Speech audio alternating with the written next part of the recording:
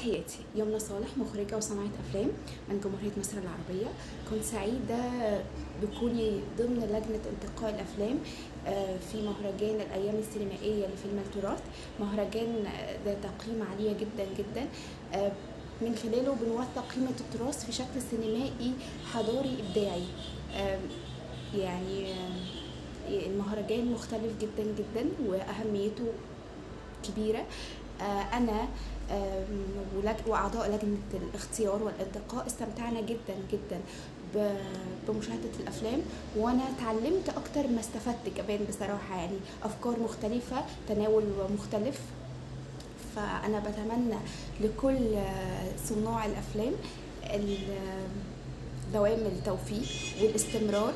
احنا استقرينا على عدد من الافلام التي توافق شروط المهرجان، وده مش معناه ان باقي الافلام مش حلوه، بالعكس خالص. انا بتمنى لكم دوام التوفيق واستمرار ومزيد من الابداع. وشكرا جزيلا استاذ طارق الصالحي، رئيس المنظمه الجزائريه للسياحه والتراث، على اتاحه الفرصه ودوره سينمائيه موفقه ومزيد من النجاح. شكرا جزيلا.